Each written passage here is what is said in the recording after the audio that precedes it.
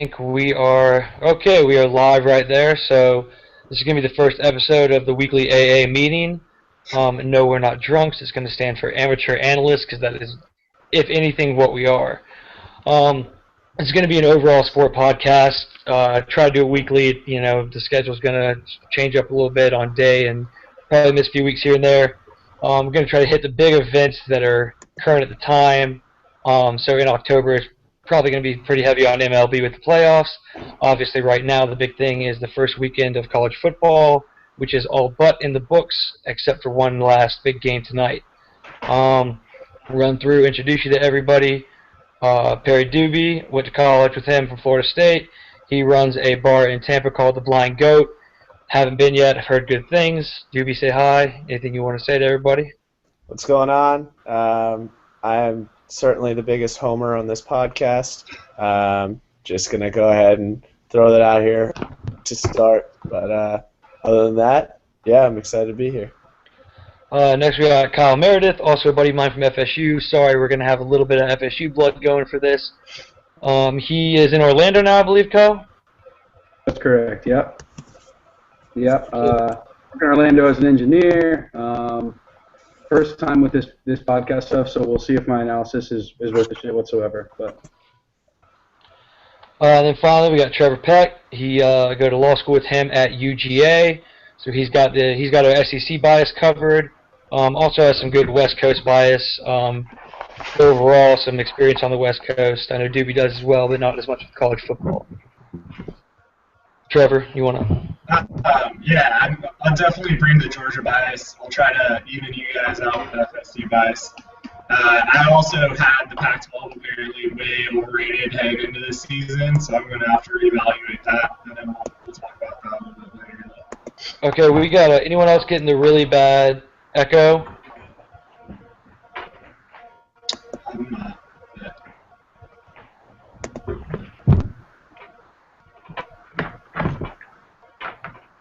All right. Okay, sorry, that was me on the echo. I had two different windows up, and I had the live broadcast apparently playing. So, Trevor, you want to go one more time and introduce yourself? Sorry about that. No, it's cool. I was just saying I'll definitely bring the Georgia bias. And apparently I have a Pac-12 bias. Looking at how it was projected some of those teams, they didn't really perform as well, so we can talk about that a little bit later. All right, so we're going to start out. I'm going to run through. This is not going to be a picks-based. This is not going to be prediction-based. This is going to be reactionary-based. We made our picks. Everyone made them by Wednesday night, Thursday morning. So we're going to talk about them briefly, real quick. First, to start off, Kyle with the best week out of the top 25 games, only missed one. It was the Stanford game, which we all missed. I'm pretty upset I didn't pick the upset like I wanted to. But Kyle, you want to talk? I pretty much had no faith in Northwestern, so that's why I made that pick, even though it was at home. But no, I liked Texas A&M a lot, and we'll talk about it later, but they're absolutely the team I was most impressed by this week. Thought they played pretty well and absolutely pulled away in the fourth quarter. And then, like I said, I liked Auburn. That was an easy one. I'm not sure. I did it against the spread, so I wasn't as good against the spread, but straight up with picks, like you said, I did pretty well. Only missed one. But a lot of those picks this week were pretty straightforward. Not a whole lot of games out there that are that tough to pick. Yeah, I'm the only one that tried to call the Louisville upset. I'm pretty pissed at that first half. Felt like that Louisville really looked like the better team for most of the game, but you make those kind of mistakes in the first half and don't capitalize on interceptions, you're not going to win a football game. And then, Kyle, another month, and we play Louisville, Florida State. That quarterback for another month, that's scary. In October. Yeah. He looked really good in the second half. I really think that Petrino messed up there. The coaching in the first half was just god-awful. I know that Bonifon looked like the better player, he looked like the worst quarterback, but to have that freshman quarterback throw the first pass of the game in a trick play made absolutely no sense to me. He was great, but he's a glorified running back, to be honest with you. He looked he looked all right against Auburn, but I still think Auburn's defense is super suspect. I think Louisville is going to be a good team, but I think Bonifant is going to be their better option. I'm curious to see more out of Auburn. I thought that'd be a better challenge game for them because coming into the season, it seems like they were really hyped, and I'm not exactly sure why, to be honest. Yeah, I've been kind of running the reverse bandwagon for Auburn. 5-loss team last year. I know this Johnson kid's supposed to be great. I've had friends that think he's a Heisman guy. I know Blake Johnson was really high on him. He was talking about it before the game. It's just I need to see something before I can think they're a possible contender, and I haven't seen it yet out of that first game. His interceptions were just esque. I mean, just really bad. Yeah. Just really bad interceptions. Like it wasn't not tip ball stuff like that. They were just terrible throws. He did not. He came out good on the first drive, but other than that. You're not talking about a freshman either. This guy's a junior that's been in the system. So, any more thoughts on our picks in general, or what we wish we'd done differently? I think you go ahead, Trevor. I was just gonna say I was really surprised. I thought Stanford would kind of have a bounce back year. Talking to some guys, it sounded like people were saying Hogan was really going to come back. That obviously didn't happen. Although part of it, I think his receiving core really let him down. And then I was kind of surprised ASU didn't show up more. It looks like A&M actually might have a defense, which is scary. Yeah, I thought I did pretty well against the spread. The picks were easy, but I had a feeling that Wisconsin, although I think they are going to be one of the better teams in the Big Ten, I just think their matchup against Bama was just terrible for them, so I was not surprised to see them get blown out. Minnesota, I definitely thought that was going to be the case. I knew that would be a close game, and I don't think that reflects on TCU. I think it reflects on Minnesota. And then, we'll see tonight, I guess. That's the big one to me. That's really the only pick that matters because the others were kind of pedestrian. But we'll see what happens tonight. Obviously, I've got the big upset going down again, but yeah, Doobie's the only one that pulled the trigger and went with VT on the upset tonight. I have them covering the spread, but I still gave it to OSU. Doobie, you want to maybe say why you think that's going to happen? I think that not having Bosa is going to be a big loss for them, as well as now they're down 3 of their top 5 receivers. JT Barrett versus Cardale Jones, I think that everyone's praising Urban Meyer for the way he's handled this. I think he's created a bunch of unnecessary drama. I think this is basically going to be – it's like a reality show right now. People are tuning in to see who gets the start, who's going to be picked as the Bachelor. I don't like it at all. I think it should have been JT Barrett 3 months ago. I think we all know that's the better option for that team. Any other school in the country, I'd say Cardale Jones, but with the offense that Urban Meyer runs, it's got to be JT Barrett. And JT Barrett has shown that he's not good against Virginia Tech. If Bud Foster throws out those multiple blitz schemes like he did last year and he confuses Urban Meyer, I think it's going to be much of the same we saw last year. I hate Urban Meyer, so once again my bias is in this. I think he's been spending way too much time making what looks like $1 million ESPN commercials where he's talking to a press conference of an empty room saying we're waiting for you, and maybe this is a passion pick because I'd love nothing more than to see Ohio State lose by another 2 touchdowns. Kyle, Trevor, any thoughts? I mean, I don't see it happening, but I'd love it if it did. We'll see. Kyle? You're giving Virginia Tech 8 months to prepare for this game. They've been ready to go since January. I think it'll be close. I think OSU has too many playmakers. And I know it's at home, but I think Virginia Tech's going to play a really, really good first half, and we'll see what happens in the second half. But it's going to be a lot of fun to watch for at least one half. So my thoughts on this game, I'm not going to talk too much about the game itself. I've been kind of it's how I said the same thing with Florida State last year. I'm going to stay with OSU this year. The idea of a defending champion is absurd to me in college football. You have turnover on rosters. Stuff changes way too much from year to year, and I know Ohio State returns a lot of the same guys, but the whole conference is different. I don't like that commercial you're talking about, dude, because like the idea of like a defending champion to me is just not something that you have in college football. Yeah, I mean it's the whole thing, and the target is on the back. If you look at it last year with FSU, where the bye week, literally, they had almost every team on our schedule had a bye week right before they played them. Everyone's going to have your target on their back. As soon as OSU starts winning, if they do get past this game, they're going to be the most hated team in the country. You're going to see similar media coverage to what FSU got last year, and that takes a stress on the players. I really think it does. Being covered 24 hours a day, I think Ohio State, if they had been covered like Florida State was last year, they would have lost 2 or 3 games. That's a lot of stress, and I think it's going to be tough for them to deal with this year if they do get past Virginia Tech, which I don't think they will. All right, any more random thoughts before we get into our list of topics? Nope, I think I'm good. Nope.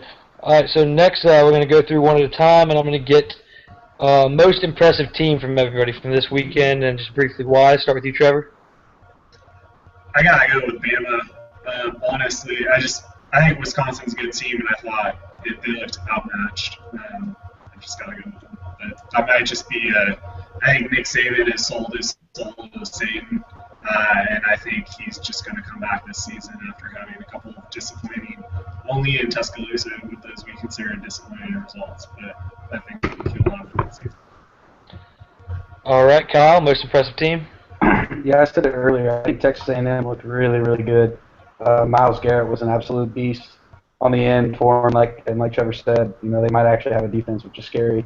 At the same time, they did the same thing to South Carolina last year, and they went on the tube. So we'll see what happens. But they were really impressive. Kyle Allen and Kyler Murray both, playing quarterback. Kyler Murray sparingly. But they're scary, man. If they have any sort of defense whatsoever, I think they're going to be successful in the SEC. How long do you think until Kyler Murray is the leading Heisman Trophy candidate? Oh man, I don't know. Never. Where is Kenny Hill? Does anyone know? Did he transfer? Kenny Trill, get it right. Yeah, he transferred to TCU, didn't he? He went somewhere in Texas. You're right. I don't know where, but That's just ridiculous. Doobie, most impressive. I'm going to go a little bit off the map here. I mentioned it before, but I think Minnesota was the most impressive team of the weekend. I think TCU is an extremely good team, and I think that Minnesota showed that they have the best defense in the Big Ten last night. I think Jerry Kill is an incredible coach, and although I think their quarterback is garbage, I think the Big Ten is so weak that it's not really going to matter. I think they finish as the second best team in the Big Ten behind Ohio State. But yeah, I thought that the way that they shut down that TCU offense was really impressive to me. I almost went with SMU because they really put up a good fight too, considering that they were so awful last year. Chad Morris, I think, really coached that team up. But yeah, Minnesota, I think that we're going to look back on that win at the end of the season, and that's going to be considered an A+ win. Yeah, I almost went SMU when I was thinking about this because just from improvement standpoint, I mean they were just pathetic on offense last year, and I know Baylor's no great defense, but I mean for the first half of that game, SMU was looking like they could pull something off, and it was kind of shocking. Yeah. I hate myself for doing it, and I don't care that they played a crappy team, but Ole Miss really impressed me. If they can keep this Chad Kelly kid from getting arrested, which I don't think they can, then that's a dangerous team. Their defense is still going to be good. They didn't lose a lot. When you got a guy like Robert Nkemdiche who's pulling a J.J. Watt and catching 31-yard touchdown passes, you got a player like that. It's a big step up. I didn't think they had it in to blow anyone out. Don't care who they're playing, but that really impressed me. I was kind of surprised by that. I think they need Tunsil in the SEC to be successful. So that'll be interesting to see if he comes back from this supposed violation. But I think he's going to be huge. So I just got a tweet from Drew Aldecacci saying that I'm forgetting the Michigan State Spartans and talking about the Big Ten. I was not forgetting about the Michigan State Spartans. I purposely ranked Minnesota above them. I think they're a better team. And I think D'Antoni, although he's one of the best coaches in the country, finally has a letdown season this year and has 3 or 4 losses. Well, so we at least have one live viewer. A little shocked by that. Thanks, Drew. Thanks for tweeting in some analysis. Don't worry, I'll get to your Spartans a little later. So we're going to flip the script now, and we're going to go least impressive teams from the weekend. Trevor. I gotta go with Stanford, but that's just, I mean, that's not their fault. That's me completely, fucking up my projection of them, basically. I really thought that they would improve. I thought that their O-line would be solid. I thought they would be able to pass the ball, and they just didn't look good at all. They were very underwhelming. Not to take anything away from Northwestern, but I was very underwhelmed with them. Kyle? Penn State was so bad. So bad. Hackenberg was sacked 10 times. 10 times. That is unbelievable. Unbelievable. And Temple is no world beater either, so it's absolutely unreal to me, especially as good as it seems that Franklin prepares his players and the way he recruits. They were just so unimpressive. Doobie? It's got to be Texas. I'm also surprised no one picked Notre Dame as the most impressive team. Malik Zaire looked absolutely incredible, but Texas just looks so bad. Charlie Strong's going to be fired after this year if they play like that, because the way they played, that's a questionable bowl team. I mean, unless Notre Dame is the best team in the country, they got throttled in every aspect, and I was completely and wholly unimpressed by them. So I was going to go Texas, but I want to mix up a little bit, and I'll explain why Texas is so unimpressed with me a little later when it comes to recruiting numbers. Kind of baffles me they struggle as much as they do. I'm going to go TCU. I think Minnesota's a good team, but I think TCU just, that's not what you do when you have that hype and you have that kind of team. Once again, I'm going to talk about that later when I talk about recruiting, but you got after all that last year, them getting snubbed in the playoff, somehow still making it, blowing out their bowl team. I think you got to come out better than that in week one. I think you've got to come out and show something. I don't think they did. So we'll see what happens with that in a few weeks. But that was the only team that was poor that I didn't expect to be poor. See, I've had this narrative all weekend and I don't get it. It's like, this game control aspect thing. They got to win on the road. We have no idea how good either team is going to be, so I think it's so hard to comment on that and say that it's a disappointing win. I don't think any win is disappointing, and I think that that was the biggest failure of the selection committee last year. So I'm hoping that doesn't get taken into effect this year as much. I can see that. For me, it was just as far as an impressive stat. I was not impressed by what I saw. That's fine. I could actually probably say the same for Auburn, but I kind of I expected it too much from Auburn, to be honest with you. Yeah. Okay, so that's we'll move on to our next. What I think is going to be one of my favorite things to do all fall. Everyone's trying to pick Heisman's, but I want to pick the reverse Heisman, and I want to go with stick to Power 5 here. But I want to know who the absolute worst Power 5 player is. Who is, and like the Heisman, the player that's important to his team, a key position, and that just absolutely sucks. So we're going to keep the same order. Trevor, who do you think? I don't know, man. I was thinking about this one. It's always tough for me. All those guys, if you're playing Power 5 football, you're stunned, basically. So I feel bad saying they got it's terrible. But sticking with my trend, I would probably say the receiving core just as a unit for Stanford. I mean, Hogan still threw the ball well. He made some pretty well-placed balls. They had hands on him, and they just weren't pulling them in. You can't do that. So, I mean, I hate to keep saying the same sort of stuff. That's me stuck out. You're really mad about this Stanford game, man. Honestly, I really thought they were going to bounce back. Hey, well, I have a buddy that went to Stanford College, so I want to see them do well. I like it when they do well. Well, spoiler alert, somebody on this panel picked them to win the Pac-12, and it is still not backing off of that pick, but we'll get to that later. Kyle, who is your reverse Heisman so far? So when I thought about this, I definitely thought about across the year who's going to stay in that area of worst. I don't think Jake Rudock is going to be the starting quarterback for Michigan, but if he stays to be the quarterback, he's going to be the worst player in Power 5 football. I don't think he's very good. I think he was given the starting job just because nobody else on there was capable. I don't think he's very good. I think Michigan's going to struggle, and he was pretty bad the other day too. All right, Doobie. We've talked about him a lot already, but it's 100% Jeremy Johnson for me. This guy comes in with the hype. Everyone, literally before the game, the narrative was this guy is better than Cam Newton. I put a lot of this on Gus Malzahn. You got a guy who's really getting his first major start, and you switch your entire game scheme to make yourself almost a pro-style team, it seemed like, to try to prove that this guy can make all the throws. I mean, Johnson was out there trying to be Jameis Winston, fitting the balls between 3 defenders, and he was just telegraphing his passes straight to the other team. If Malzahn doesn't run his offense exactly like he did with Marshall, they're going to be absolutely screwed. I'm not as low on them as you are, Palmer, but after that game, I'm much lower than I was. And if they continue to feature Johnson, I think we're going to see him as both the most disappointing and the worst quarterback in the Power 5.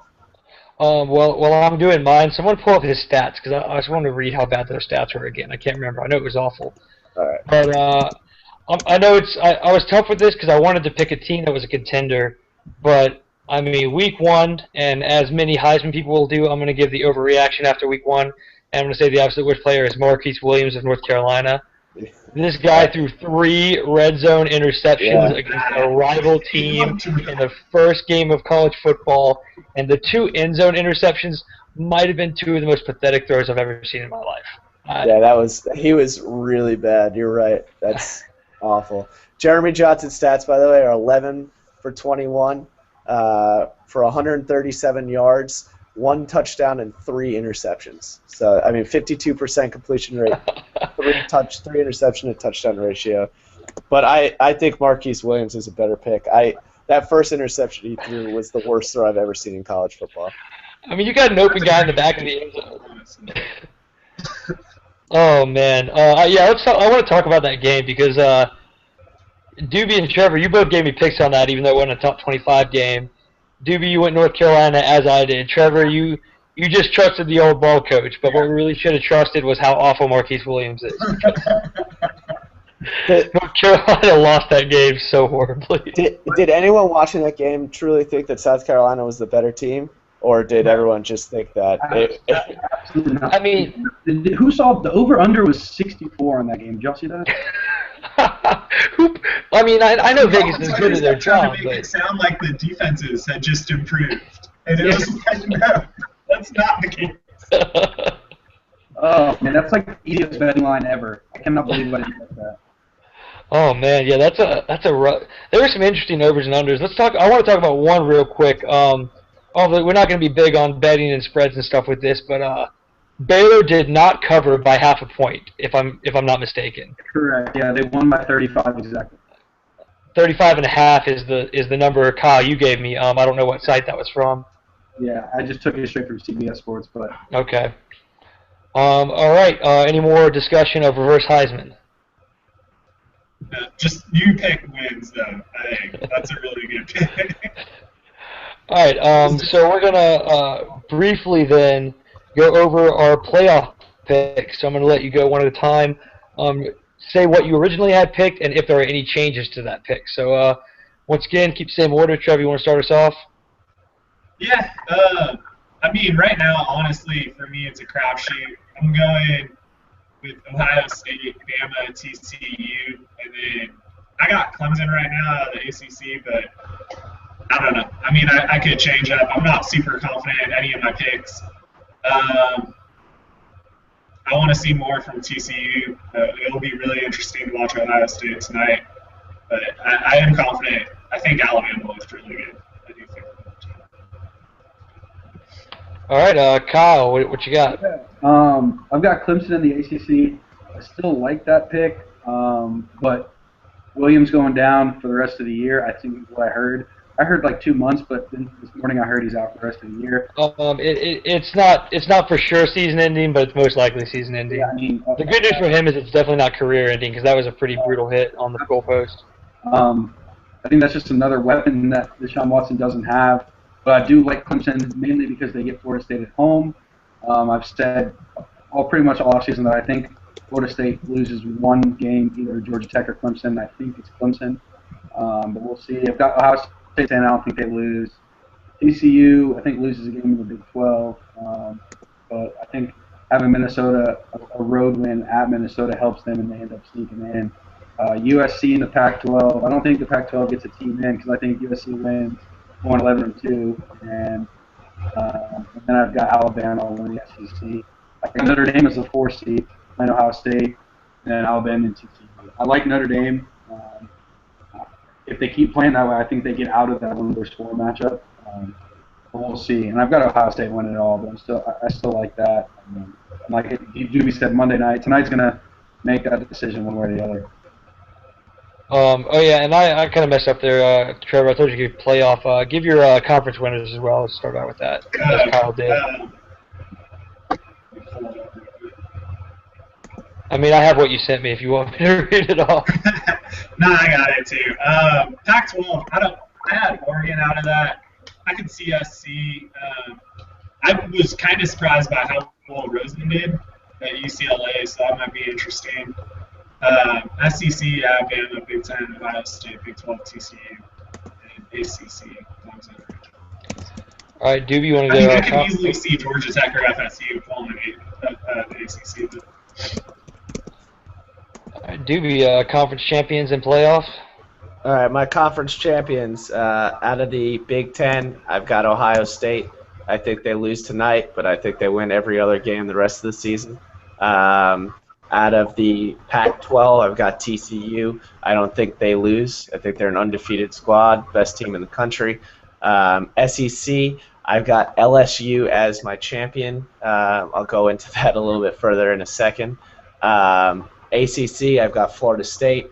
That entirely hinges on the fact that, not only did I not expect this Williams injury to happen, that's a big hit, but there's no way I think Deshaun Watson stays healthy. He is a toothpick, and I think he's maybe the best quarterback in the country if he could stay healthy, but I don't think he does. So I think Florida State wins there. And I think Florida State also goes undefeated. I was very impressed by the way Golson was letting his progressions play out, and I think that bodes well for the rest of the season. Then in the big, what am I forgetting here? In the Pac-12, I said Stanford. Before you laugh at me, I still think it's going to be Stanford. Stanford gets Oregon at home this year. I think they beat them again. I think Stanford's going to lose 2 more regular season games, but still win the Pac-12. I think the Pac-12 is garbage. I think they're so overrated this year that it's comical. I think SC is a disappointment again because Steve Sarkisian is going to be so drunk he can't coach his own team. I think Oregon, Vernon Adams, he's good, but I mean it's a tough system to just put on a new guy that has only had 2 weeks of experience. They could very easily go down to Michigan State next week, even though I don't think Michigan State, Drew, is the class of the Big Ten. And then. Am I forgetting any conferences, or did I name 5? I don't believe so. LSU, Stanford, TCU, Ohio State, Florida State. Yep. And then my playoff teams, out of that, I've got my 1 seed is TCU, like I said, undefeated. Their preseason ranking, I think, benefits them. My 2 seed is LSU. I think they're a 1-loss team. They're going to lose to one of those SEC West teams. It could be anyone from Arkansas to A&M to Auburn to Bama, but still win that division and then win the SEC championship. So I think they get the nod with the 2 seed. My 3 seed is Florida State. Like I said, I don't think this is an indication as much on Florida State being worthy of that playoff seed as the fact that I think their schedule goes down is maybe even weaker than Ohio State's, and they benefit from that when Deshaun Watson goes down with an injury and they win in Clemson. But I still don't think they can pass a 1-loss LSU team. So I think they are the 3 seed. And my 4 seed is the University of Georgia. I'm doing it and I'm putting 2 SEC teams in. I think that Georgia goes into the SEC championship undefeated and then loses to LSU. And I think that they get put in over Ohio State. That is a 1-loss team just because their strength of schedule and the fact that they're in the SEC gets them in even though they didn't win the conference. by far the boldest picks of the podcast. Not the boldest I've seen. I know a buddy of some of ours, Alex Dominguez, picked Virginia Tech to be in the playoff, which is one of the funniest things I've ever heard in my life. He actually has Virginia Tech beating Ohio State tonight, and both teams in the playoffs. So that's the craziest I've seen. But Doobie, you come close with that Georgia pick. Kirk Herbstreit picked Arizona State, so I think he's right. Oh, and Desmond Howard actually picked Stanford in the playoff. Desmond Howard picked Stanford in the playoff. He was pretty sad about that after that game on Twitter. That was kind of amusing. All right, so I'm going to go for my conference and playoff. Starting the order I have it written. I have FSU winning the ACC at 11-2. I think that Clemson. I'm with you on that, Doobie. I don't think Deshaun Watson stays healthy. If he does, I think they win the ACC. But not only is he injury prone a little bit, but he's got 2 freshman linemen. I don't know the extent, but I think their center got hurt. Yeah, their starting center got hurt as well this weekend. And he was their best OL. I mean, their O-line's just taking too many hits. I don't think he's going to stay upright. I think that's really going to be tough for him, and then as well as losing one of his top receivers. I think it just kind of bodes well for FSU. I don't think they have the kind of season Doobie does, but I think they make it through. My Big Ten, Drew, this is where we'll be happy. I think it's Michigan State. I think Ohio State's probably the second, third best team in that conference, but probably the second best. I have Michigan State. I think their recruiting over the last few years has really improved. And recruiting is what wins championships. I don't care who says it's wrong. There's not a team in the past, I think it's at least 10 years, that has won a national championship that does not recruit at least 50% 4- and 5-star players. It doesn't happen. So I think Michigan State's recent recruiting success gets them into the playoff. I don't think they can win it. Let's see. I got Big 12. I have TCU. I have them at 10-2. I think there's a lot of smaller teams in that conference that are going to come up and play well. I think Oklahoma State's going to have a good year with the speed at the skill position they have. I think there's a few losses for every team there. Baylor, the defense did not impress me. The offense didn't early. SMU wore down without depth, but Baylor should have looked a lot better than that against an SMU team, even with Chad Morris coaching there now. Pac-12, I have USC. I think they've got a lot of talent they've brought in the last few years. They've had their scholarships back for long enough now to have a full team, have some depth. I think the Pac-12 is a little bit overrated overall, and I think they are by far the best team in it. Though I think can't remember, maybe it was Trevor that said something about Rosen at UCLA. Man, that was impressive for a true freshman starting. I think he really might be able to do something with them. I have Bama winning the SEC. They have the most talent. Coker looked good at quarterback, so I'm feeling a little more confident in that. They keep playing with him. That run game's unstoppable. I got Michigan State over TCU and USC over Bama in the playoffs. And I got USC winning it all. Much as I hate to say it, I hate it. I don't like it. It bothers me, but I think it's going to happen. I think they're one of those teams that recruits at that level. You have to be. There's only about 12 teams right now in the country that recruit at that level. And one of them is Texas, which is baffling how bad Texas is because they recruit over 50% blue chips, and that's absurd that you're that bad at that kind of recruiting level. So, did you say that you liked Michigan State's recruiting classes over the last 5 or so years? I think that last two, I think were there. I didn't look the numbers up, but I just looked at it while you were talking. Yeah. So 2012 they were 41 in the country. 2013 they were 40, and in the last 2 years they've been 20. Okay, that's lower than I thought, but I know they're one of the top 4 or 5 outside of those teams that recruit over 50% blue chips. They're one of the closer ones to that. Right. I haven't looked at numbers yet. I mean, yeah. If I just go, I'll go in 2014. They were 22nd in the country with 7 blue chip guys and 24 total. Okay, so that's lower than I thought. I'm a little surprised by that. They took a 5-star, 6 4-stars, and then 13 3-stars. Yeah, but D'Antoni does do more with mediocre talent than pretty much any other coach in the country, in my opinion. I mean, he's developed NFL prospects out of no one. You look at last year alone; it seems every year he's putting the top cornerback in the draft. So I think that even though their recruiting numbers are down or not as great, they're still always a contender. But this year, I don't see it. I think it would take a lot more analysis, but I'd be really curious what those numbers are for defensive blue chips and offensive blue chips, because I feel like they pull big names on defense a lot more often. So I would take a lot of analysis, and maybe I'll find some time at some point in my life to do that, but probably not. Speaking of blue chip recruiting, I mean, if you're looking at a team that really should be good this year, and there's no way around it, that really should be LSU, because their recruiting has been absolutely incredible. Their quarterback has been their issue, but I mean, other than Bama and Florida State, there's no team that's recruited as well as LSU over the past 5 years. Yeah. So you got to expect them to take a jump at some point, and if they're not, you got to start looking at Les Miles and wondering if he's the right guy. Yeah, and I know FSU people don't want that to happen because there is such a fear that when he leaves, they will put the fire under Jimbo to get him over there, being the next ex-LSU guy when he was under Saban. But Doobie, I was kind of curious what you thought about the fact that TCU has not been in the top 40 recruiting class in the past 5 years except for last year. I mean, for me, it's just the fact that they have the most electric player in college football, and Gary Patterson is an incredible mind. I put him right on par with Mark D'Antoni as a guy who does a great deal of with nothing. So, their recruiting hasn't been great. I think it's about to be great. I think you're about to see Texas start falling off the map, and you're going to see TCU.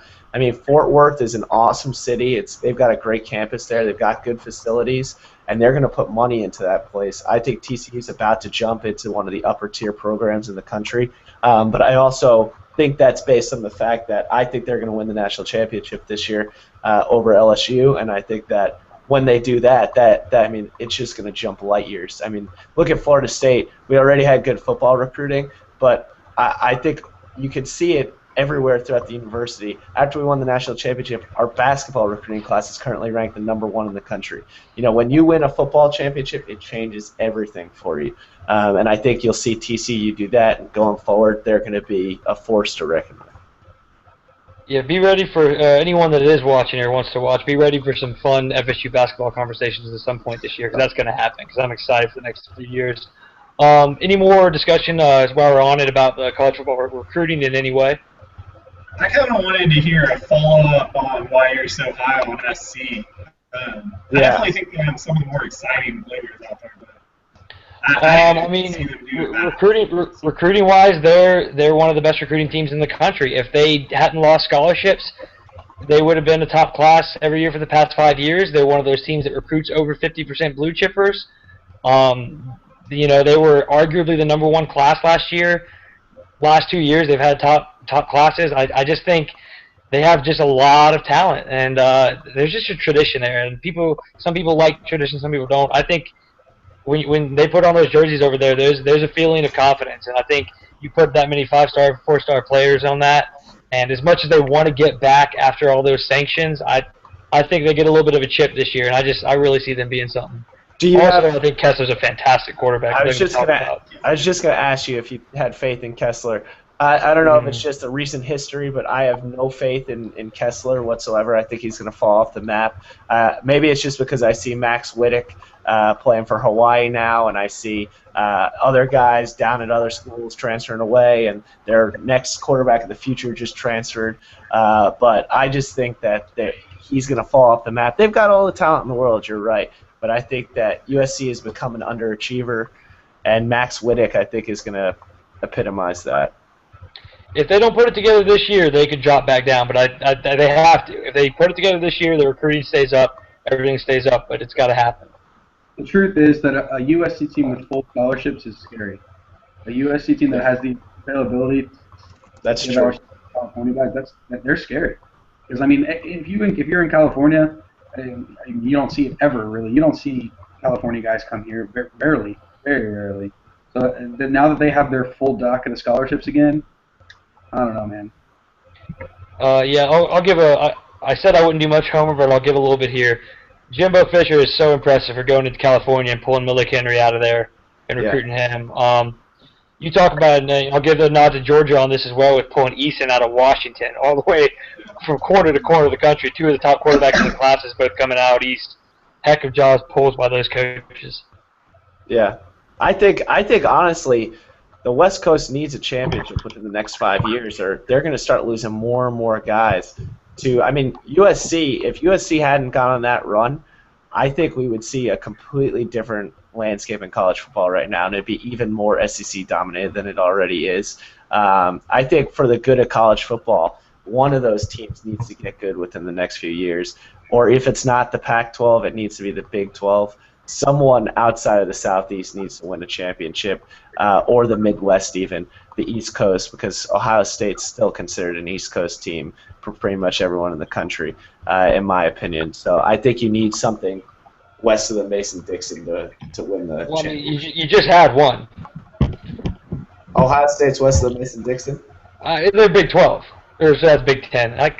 That's what I was saying is I think that they're, to everyone else, they're kind of seen as an East Coast type team. They're a big city, big Eastern team. You wouldn't put them – I mean, they are Midwest, but it's still not West Coast. Okay, fair enough. Trevor, how do you feel about that with having some West Coast knowledge?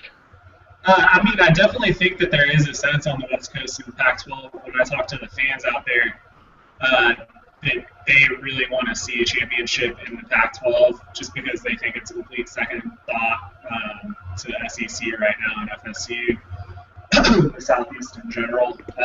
But I don't know, man. I thought this season it might look better for them, but if it's not USC this season, I don't know what's going to happen. I just think there are going to be really good teams in the Southeast over the next couple of years based on recruiting patterns. Any more recruiting thoughts? I did have one topic I wanted to bring up and get everyone's thoughts on. This I thought would be a really interesting situation. Let's say that Ohio State goes down tonight, loses to Virginia Tech, wins out the rest of the year and wins the Big Ten. Florida State in 2 weeks goes out and loses to Boston College, but then wins all the rest of their games. If you have those two teams both sitting at 12-1 as conference champions, who gets the fourth spot? If it comes to that. Trevor, you want to start off? I think it's more political than we want to admit, so I think Ohio State would get it. Because I think it would be tough for the committee to keep out the team that's the returning championship. Even if you guys brought up valid points earlier about how that's kind of bullshit, but I just think the process is political. I don't know that I have a good foundation for that belief, but it's my belief. Kyle? I agree. I think it would be Ohio State a lot because of the defending champion thing. Another thing is, I know it's only week 1 compared to week 3, but you'll hear a lot of analysts and stuff if we go down that path say a lot of things have changed since week 1, and even though we would have only lost in week 3, I think it would be Ohio State. I hope we don't have to cross that bridge, but I don't think that's a favorable draw for Florida State if it gets there. Do you want me to go? Or you want to answer your own question? You can go ahead, and then I'll comment after you. All right. I think it's a very dependent situation. I think that first of all, obviously that means you have Florida State beating both Clemson and Georgia Tech. Yeah. So if you have Clemson and Georgia Tech playing great years other than those games, I believe they both play Notre Dame this year. Georgia Tech also has played Georgia. You're talking about teams that even with a loss to Florida State can have very good seasons and have very good rankings. You got Florida State beating 2 top 20 teams. I think that's one thing. Who on Ohio State's schedule other than Michigan State's going to be ranked? So when you talk about that, I think it ends up going to Florida State. I think they have at least I think almost definitely those two teams are going to be ranked when we play them, and probably ranked at the end of the year. They're very good football teams. Georgia Tech is going to be an unbelievably good football team this year, I think. And I think when you have those wins and you have Ohio State with a win over Michigan State, who's their conference championship game? I think we got to beat a Georgia Tech team in the ACC Conference Championship. It's going to be a high-ranked team. I think that's going to be a vaulting factor, and that would put Florida State in over. See, I tend to agree with Trevor and Kyle. I think that for political reasons, Ohio State gets in. I think that no matter what it was, they would change the metric. Even if Florida State had the game control metric over Ohio State, even if they had the strength of schedule, then it would be the national championship. You got to put the defending national champion in. I think that it would be an interesting thing because I think Florida State almost suffered from being the defending national championship last year, but I think that in Ohio State's case it would work in their favor. I think the only way that Florida State could get in that situation is if they had won the ACC championship against Virginia Tech, because if they had the heads-up win against Virginia Tech that Ohio State had the loss, then they could. That's you really can't. That's indistinguishable. You saw Baylor jump TCU at the end of the rankings last year. I think it would be the same type of situation. But with my Final Four, I think we're going to hit the same thing with Georgia and Ohio State, both one-loss teams. Georgia doesn't win their conference. Who do you put in? And I think it's just going to be really interesting. All right. Any more topics y'all want to talk about? I mean, we touched on it a little bit just because I'm in Athens right now, but I am curious to see what Georgia Tech does this season. I think they could be really good. That wouldn't be surprising to me at all. Yeah, my dad is a huge Tech fan, always has been. And I was kind of talking about with him, and it's interesting because football used to be the option. That used to be football. Right. Then everyone learned how to defend it, and so people spread things out, pass the ball more. But now that no one does the option, when you have a team that can run it right, nobody remembers how to play defense against it. So, you talk about a team that found a just pure option quarterback like they did, and Thomas, it's a dangerous team. You can't spend a lot of time preparing in a week for the option. So, yeah, that's just a dangerous thing to have. He's a dark horse Heisman. If they were to, be a national champion contender, I think he's got to be, because he's one of the most versatile guys in the country. He actually can throw the ball, too. You would have to consider him as among the quarterbacks, I think he's one of the top 5 most likely if Georgia Tech can succeed. It's all about them winning, absolutely. But yeah. He tore Florida State apart. It got down to the point where whoever had the ball ended up winning. Yeah. That guy can absolutely play. And I forget the guy's name, but they didn't have receiving guys, but he was like huge, 6'7", 6'8" that you can have as an option. He's not really good, but I think that game completely changes if that guy plays too. So who knows? He's a very good quarterback. Was everyone hearing Kyle right there? It was a little quiet on my end. I could hear him. Okay. Before we go into sports stories for the fall, we want to talk week 2. Any games you think will be good on week 2? Yeah, absolutely. You can start us off. I'm thinking Michigan State and Oregon's going to be a lot of fun. Oregon, as always, great offense. They looked really good against Eastern Washington. Their secondary was a joke, just an absolute joke. They give up 41 points to Eastern Washington. Now, Eastern Washington was an FCS finalist last year. Obviously, a very good team, but that's going to be an absolute shootout. Yeah, but Eastern Washington lost Vernon Adams, which is the reason they were so good, and he's on the other squad, and they're still putting up that many points. I thought that was garbage by Oregon. Yeah.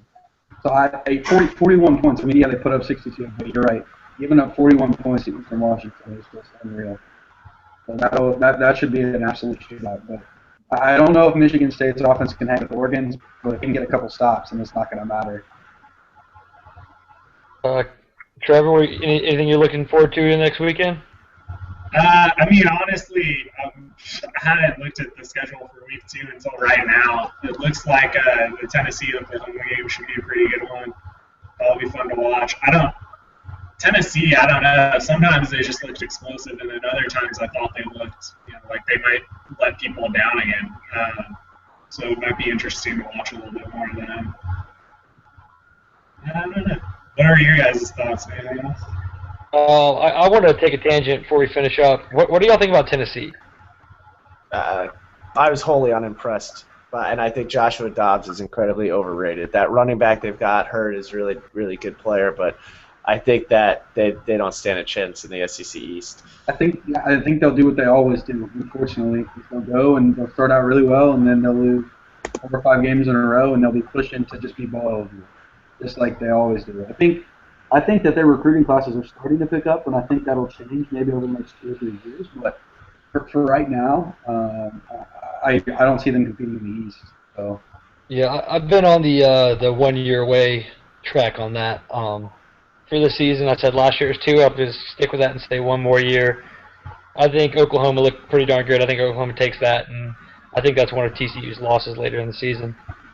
Um, so okay, back to Kyle's question about games coming up. Doobie, you Uh, start or Yeah, so the two that I'm interested in for this week, I like that Oregon State Michigan matchup. I think that's going to be a great gauge on what Harbaugh does as a coach.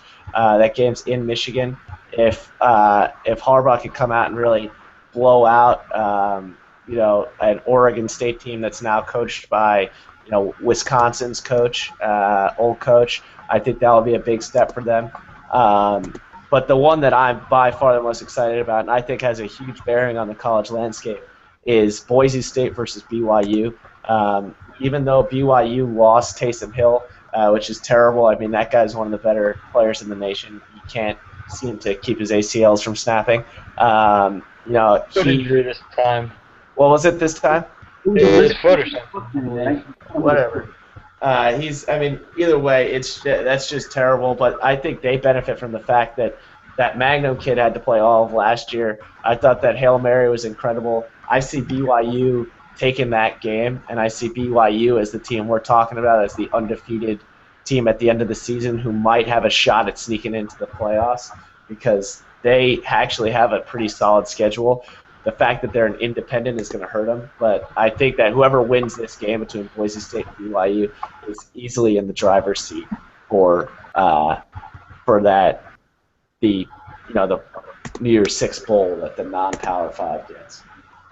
If they go undefeated, I think it's no question they would at least be New Year's Six. And with what I'm predicting personally, I don't have any undefeateds. I think that gives them a big bump. But for this coming week, I mean, obviously, you have the two ranked matchups, Oregon, Michigan State. Be interested to see if Vernon Adams can really sustain against that Michigan State defense. You got the Oklahoma, Tennessee. I think Oklahoma wins convincingly. This is going to sound funny. I want to see if Texas can beat Rice because I don't know that they can. Oh, jeez. I don't know that Texas can. I mean, I need to see Texas do something because it's just shocking to me what they're doing. Mississippi State against LSU. Yeah, I was going to LSU's say that. defense is going against, honestly, the best quarterback in the SEC. Yeah. And I'm not that impressed by Dak Prescott, but I think he's talented, and SEC quarterback play right now is really struggling. I think that's the best quarterback they face. So I'd be interested to see that defense go against him, his ability to throw and run. I'm excited to kind of see how they can hold up against that. I think Any Boise more State thoughts on- BYU is an interesting game. I think Boise State will pull that out, and I think they're going to be the team at the end of the year that's going to be undefeated, and they're not going to get in, and people are going to bitch about it. But, we'll see how that goes. I never really thought, and like I said, I'm not a West Coast guy, but I never thought David Shaw was that good of a football coach.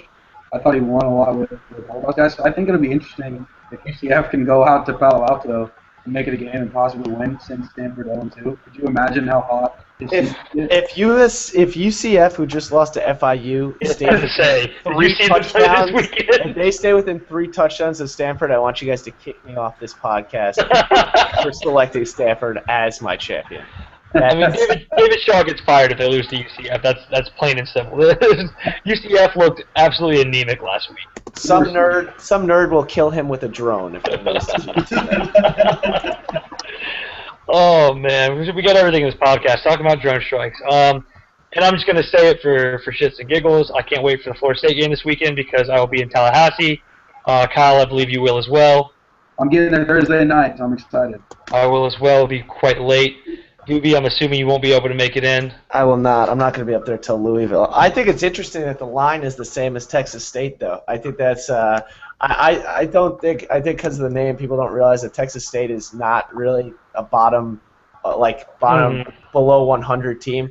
They probably fall between 75 and 100 in the rankings, which is right where USF falls. I think that people are going to be surprised when it's a similar outcome to last week.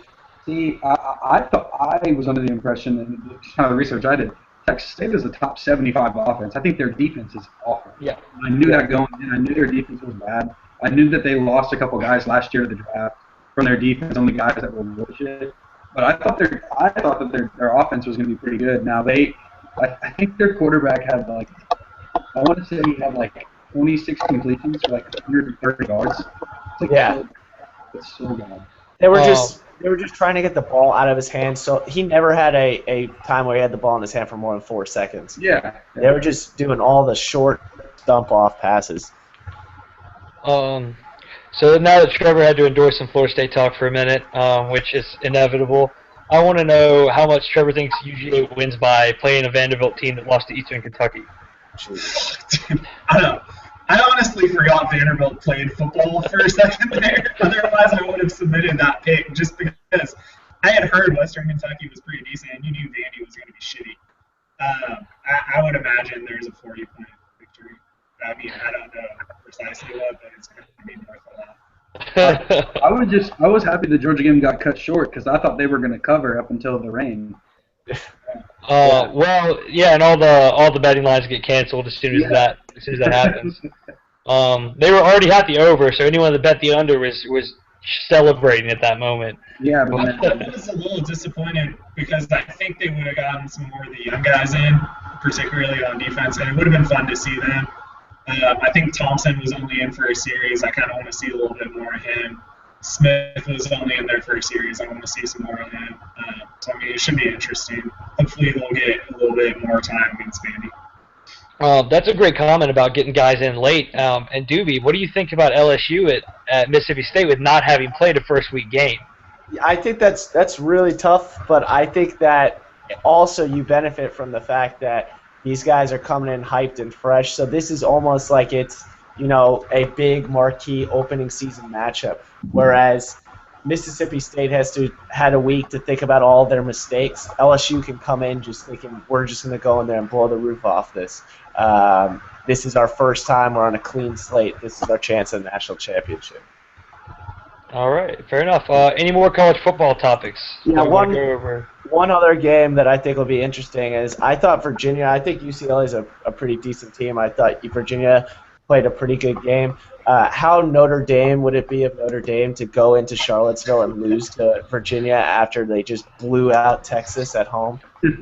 I'm not saying I think it's going to happen, but it would be a very Notre Dame thing to do. And there's lost their starting running back for the year. Notre Dame did. Yeah. So. My dad's in my apartment, and he's a UVA grad, so he's just listening to this, just laughing and saying, "There's no fucking shot." What are you guys hearing about Notre Dame's second-string running back? I hear he's just as good as the guy that got hurt, but isn't he a freshman? I think that's right. Do you know the name? Not off the top of my head. Okay. I don't remember hearing much specifically. I've had a busy few days, so I haven't looked too much into it. After I saw that he was hurt. But any more college football discussion? On Georgia, I think they win by 60+ against Vanderbilt. 60+. Jeez. I really do.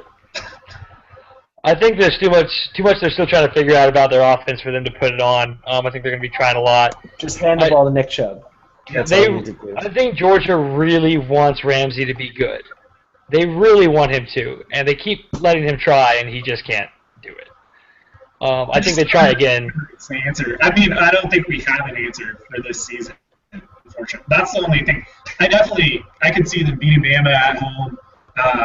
I could see them handling most of their schedule, but I don't know if you make it to the championship without a quarterback. I don't know that we have a quarterback. It's one interesting. Some UGA fan brought it up to me this weekend. That was they never seem to line up their great running backs with a great quarterback. Yeah. You had Eason, who's supposed to. I mean, from everything I've seen from him, his tape in high school, and everything I've heard from college evaluators, kid's awesome. Kid's amazing. He's going to be great. You got him coming in, but if you want him to play with Chubb for a season, he's got to start as a true freshman because there's no way in hell Chubb is not leaving after next season. So. Yeah. I mean, it'll be tough. I think he will start as a true freshman. I think they'll get that one season. Hopefully they can throw it together. They got a shot just because they had some pretty good defensive recruits. If Eason's able to do, I mean, it's not realistic, but if he comes in and he plays like Rosen, looks like he might be able to play. It's the same caliber of player, so it's feasible, but I don't know. You need shit to line up right. I don't know if it's going to happen, but we'll see. All right. Anything else college football before we move on to general fall topics? All right. So as I mentioned in the beginning, this is not going to be a college football podcast. And I said I would give this plug if you are wanting a college football podcast, especially spread, betting, all that discussion. We have some buddies that have one called FSU Takes on Vegas. You'll deal with some FSU talk every time if you can stomach that. Very knowledgeable about the betting lines. They have some pretty good discussions on there. They also have a great segment, which I won't steal even though I'd love to, called Sad Sack Gator Thought of the Week, where they have a Gator fan talk about how sad he is about how much Gator football sucks right now. And I know all four of us on this love that because UGA and FSU both hate them. So give them a listen. It's called FSU Takes on Vegas. I'll probably throw a link to them in the comment section of this. They usually put it up about on a Tuesday or Wednesday of every week, go over a bunch of betting lines, and you can bet against Alex Dominguez and make a lot of money that way. But I want to go through everybody. I didn't give them a whole lot of time to think about this. I told them a few hours ago. Just kind of general storylines and topics that we think are going to be big to follow in all of sports for this fall. To keep same order we've been all night. Trevor, if you want to start us off. Yeah, I mean, now I'm curious about how the Pac-12 shakes out. I didn't understand what the hell was happening in Arizona last season, and it looks like that's because it wasn't actually happening. It was a figment of our imagination. With ASU, they didn't really look all that great. Arizona, they lost the really good Scooby kid. It doesn't sound like he's going to make it back before they have to hit conference play, so it's going to be tough for them. I'm curious in seeing how the Pac-12 shakes out. I think it's a complete crapshoot. I could easily see Stanford, even after underwhelming us, coming and winning it. Maybe SC will run away with it, though, so I'm curious about that generally. As a Georgia homer, I'm curious about our quarterback situation. And then I also want to see how Oregon looks this season. What are they doing? All right, so Trevor keeping it in college football. Move on, Kyle. What are you really looking forward to? As of right now, I'm really excited about the final of this baseball season. I think the AL East is going to be awesome to watch the end. 4-game series starts today, or I guess this weekend, Thursday to Sunday, for the Blue Jays and the Yankees. That'll be a lot of fun. And then with all this Matt Harvey stuff, 180 innings pitched. Will he get there? Will he not get there? If he gets there, will he pitch in the playoffs? Does his agent control what happens? Does the coaches control? That'll be interesting. I'm excited about that. If not only for the baseball part, he's on my fantasy team. I'm in the playoffs, so that'll be interesting. And then the start of basketball season and the 2016 free agency class is huge. So that's going to be a lot of fun. I've already started to hear rumblings about Melo trying to get Durant to come play with him in New York and all that kind of stuff. So I think the first month or month and a half of basketball season is going to be really telling to see who's a buyer, who's a seller, where everybody kind of goes afterwards. Let's see if people follow the going back home thing like LeBron did. Let's see if Durant goes back to D.C. and all that good stuff. Gut check prediction. Where does Durant go, Kyle? I think he ends up back with the Wizards. I think he goes home. I've heard Miami. I've heard the Knicks. I've heard everyone. I think he goes home. All right, Doobie, fall topics. What do you got? Well, first on Durant, I think he stays in OKC. I just think he's such a mellow guy. I don't think he wants to deal with all the hoopla. But fall topics, I'm with Kyle. Baseball is going to be super interesting. I think 3 small market teams are the ones to really beat for the World Series. The Mets, I do consider them a small market team because they're so overshadowed. They're the same as the Oakland A's in the Bay Area. They are the small market team.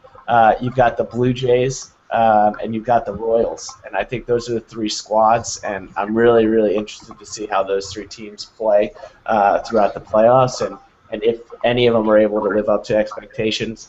But the thing that I think is the most interesting story of the fall is over-under 25 interceptions for Jameis Winston and over-under 65 sacks for Jameis Winston. I think it's going to be interesting to see what his perception is when he gets 0 help from his offensive line, but still continues to try to fit the ball into tight windows when the defensive backs are about a half step faster than he's ever seen. I think we're going to see a really rough start for Jameis. That being said, I still think he somehow pulls it out to where the Bucs win 6 to 8 games. So I think we're going to see a lot of mixed opinions on him. But I think that's a huge storyline going forward, and it affects who gets drafted next year, because Hackenberg certainly isn't coming out right now looking like he's going to do it. It seems to me like that kid out of Cal is probably going to be the top QB prospect for next year. But it's all going to be dependent. I think if Jameis and Mariota both have bad years this year, you might see no quarterbacks get taken in the top 10 next year. Yeah, it's interesting to see a team that has so few offensive line options take a quarterback. I saw a stat that was something like they had 3 of their 9 offensive linemen on roster are centers. They have like 2 guys that have started more than half a season of games. That's going to be ugly. I don't care who you got a quarterback. I mean, being down here in Tampa, hearing it day after day it's exhausting hearing it every day on talk radio. But they're starting 2 rookies on the offensive line. Their left tackle is going to be Donovan Smith out of Penn State, who obviously Penn State is missing quite a bit. And then they're starting a kid out of Hobart, Ollie Marpet. He's a D3 guy. They're starting him as a rookie at right guard. And their backup right guard just went down for the season, even though he was just about the worst offensive lineman in pro football. So it's gonna be really interesting to see what the narrative of Jameis Winston is if they blame it all on him or if they say that he's not getting any help. But like I said, I just think the guy's a magician, and somehow he wins. He's gonna win games no matter what. Even if he's not going to the playoffs, I think that you're going to see a very mixed opinion on Jameis, as always. All right, I'm going to kind of run through several sports. On the baseball front, man, I don't think anyone's taking out the Blue Jays. They're just good. I mean, they solved their pitching. They brought that on. Their offense was already ridiculous. I don't think anyone can take them out. I think they might have a run in them this year. I'm kind of curious to see if they give Trout the MVP this year again. As my friends know, I'm a huge Angels fan. I don't think he deserves it. No. He has not come through when he needed to this year. He's been wildly inconsistent. But I thought he deserved it when Miggy won it. You know, I'm curious to see if his name and having won it recently gives it to him. I think there's several more deserving guys out there. I'd be curious to see what happens to that. I hate saying that. I don't think he should be in the discussion. That's a good topic. Who do you think is the most deserving? Man, I don't know. I need to look into it more. I need to really look at the stats. I haven't kept up with my baseball as well, with law school getting started back the past few weeks. I haven't been a good stat guy with baseball this year. I need to step that up before the playoffs, obviously. Do you have any predictions on that? Well, I don't think he's going to win it, but I think Donaldson is a guy that you've got to look at as deserving. I mean, he's been the past 3 seasons. He deserved to be ranked higher than he was. He's finished in the top 5, but this season he's just been ridiculous, and he's finally on a team that looks like they're going to be a contender. That's who I would say should be. He was a mid-season trade this year, right? No, he traded before the season. Before the season, okay. Because I mean, either way though, that's it's probably not taken into consideration when you're talking about MVP, but that's impressive. It's tough to go into a new city and perform. You see guys fail at that all the time, so I think that really shows a lot of ability to go to a new city, a new team, and still perform at that kind of MVP level. Yeah, I mean, I know Kyle's kept up with baseball quite a bit as well. Kyle, who do you think? I personally think, I think the Cy Young's going to be a lot of fun in the NL, which is going to be interesting. But I mean, it's going to be teammates. I think Kershaw or Greinke wins it, which is going to be crazy. As far as AL MVP goes, I haven't done a whole lot of number crunching. Donaldson is absolutely up there. Trout has had a really good year. I think it's I think Trout wins it again. I just think because just his numbers are so eye-popping and he really fills the stat sheet, it's hard not to give it to him. But, they're not going to make the playoffs. That's the thing that I think hurts him. I mean, we're on the biggest slump I've ever. It's awful. We're playing like shit. The Orioles are pretty bad too. I don't know. You and the Orioles and the Angels both are just atrocious. Right? Oh, the Braves lost 12 straight, so they're with them. Being in Atlanta, man, it's just people have just completely stopped even watching games. I mean, they don't even look at the games on TV. It's embarrassing. Yeah. Trevor, any his OBP is not even above 400 this year, is it? I don't believe so. Not right. Not after the past 2 months. No. I just know, and I haven't been keeping up. Honestly, all I do is the fantasy shit, so I know more about individual stats and team stats right now. But Goldschmidt and Harper have ridiculous OBPs. I'm Yeah. gonna say Harper's is at like 470. Goldschmidt's right up there too. That's insane. Like I refuse to trust Harper's numbers because he plays the Braves way too many times in a single season. It just inflates the hell out of his stats. He hasn't been as good in the second half. He hasn't been. Yeah, no, I've noticed that. But, I mean, He wasn't until season is at 470. That's insane. That's crazy. You still got to think he's going to win the NL MVP, right? he will, but like he was actually struggling until a 4-game series with the Braves, and he went off because they're that bad. You see he walked the other night 4 times in a row and didn't swing at a pitch? Yeah. Because it was the Braves, and they knew he'd hit a home run if they pitched to him. He saw 20 pitches, didn't swing at 1, and walked 4 times and scored 4 runs. His first at bat, the next game of the series, his first at bat, they threw to him, and he hit a home run. It's bad. A guy that really probably deserves it in the NL is Nolan Arenado.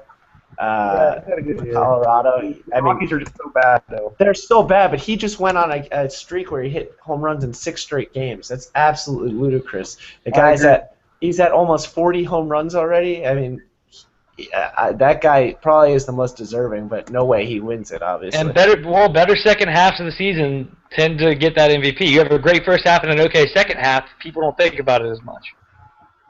Yeah, you gotta think McCutchen in the National League too. McCutchen's had a pretty good. Yeah, I think McCutchen's the most valuable player in baseball, personally. I think without him, the Pirates are a non-playoff team. I think he's worth about 20 wins to that team.